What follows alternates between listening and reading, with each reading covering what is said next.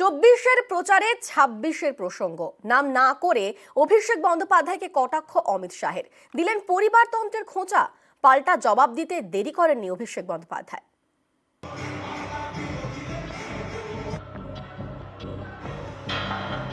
देश की जनता को, बंगाल की जनता को परिवारवाद राज चाहिए या राम राज्य चाहिए? भतीजे को सीएम बनाना चाहते हैं क्या?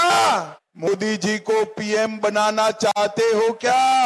আমার কোনো পদ লাগবে না, আমি সারাক্ষণ সর্বক্ষণের মানুষের কর্মী, এর জন্য কোনো স্ট্যাম্প লাগে না। সাংসদ রয়েছি, তাও মানুষের কাজ করছি, যেদিন থাকবো না সেদিন তো করছি।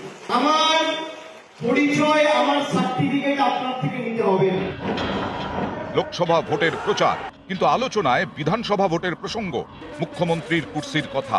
এর আগেও 24-এর প্রচারে বিজেপির শীর্ষ নেতা অমিত শাহের গলায় শোনা গেছে 26-এর হুঙ্কার। 24 में 35 सीट दीजिए, मैं बताता हूं 25 की जरूरत नहीं पड़ेगी। 25 के पहले ही ममता दीदी की सरकार कड़ड़भूस हो जाएगी। मंगलवार आबारो 24-এর প্রচারে 26-এর প্রসঙ্গ।